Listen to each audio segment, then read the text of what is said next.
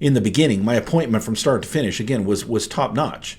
No complaints there, nothing but praise from top to bottom. But I'll tell you, they sure missed out on an opportunity.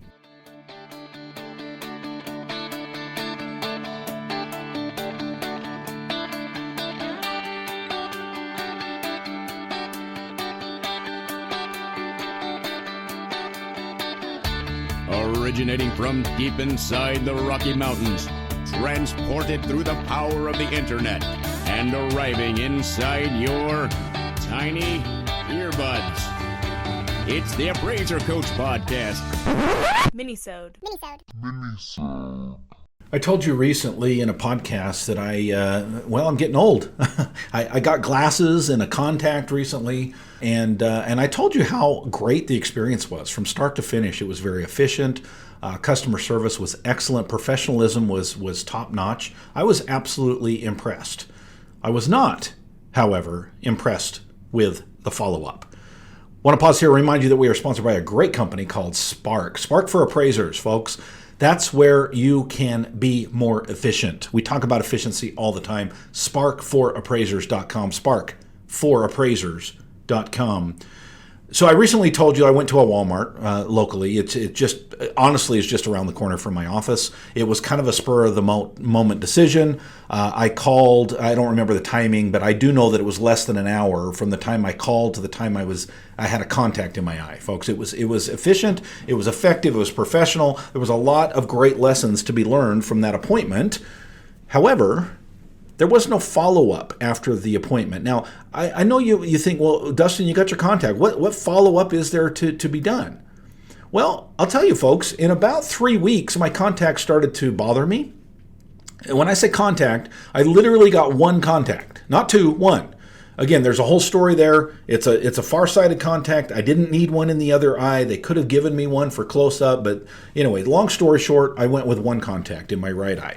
After about 3 weeks, it started to bother me. I did a little research online. In fact, I found out that I wasn't cleaning it properly. That helped a little bit, but eventually it got to the point that my contact ripped. I don't know if that was negligence, ignorance, or maybe it just wears. It's supposed to be a 1 month contact, right? They're supposed to be renewed every month. And the bottom line was, after 3 weeks, I was ready for a new contact. And all of a sudden, it dawned on me, well, my hell, where's my next contact? Like, what happens next? Folks, there was zero communication at the time of the inspection, at the time of the, where my mind is, right? There was zero communication at the time of the appointment about what to do next, about where to go for the next contact. So I picked up the phone and I called him and I said, hey, so the first time ever having contacts, came in about 3 weeks ago, explained a little bit what's going on. I said, where do I get my next contact? And they said, well, come in and order it. And I'm like, oh, okay, duh. I mean, that doesn't obviously, right? So I did. I came in and ordered it, but I just thought it was weird. I thought it was weird that they did zero follow-up with me. Hey, when you're ready for your order of contacts, come see us. Now, maybe it was something to do with the fact that it was Walmart and they have a lot of people in and out the doors, right? But again, it was juxtaposed to the great experience that I had up front. In the beginning, my appointment from start to finish, again, was top notch. No complaints there, nothing but praise from top to bottom. But I'll tell you, they sure missed out on an opportunity. You are not going to miss out on an opportunity to get something that will allow you to be more efficient at your job, and that's called Spark. Do not miss that opportunity, folks. Here's my follow-up. Pick up your computer and type www.spark4appraisers.com and find out more about this great resource tool that you can use on every single appraisal report that will take data that you've already chosen and input it directly into your appraisal report. Folks, if that isn't going to save you time, I don't know what does. We're talking a computer is going to do work that you would normally have to do or pay someone else to do. Spark4appraisers.com. Again, it's spark4appraisers.com.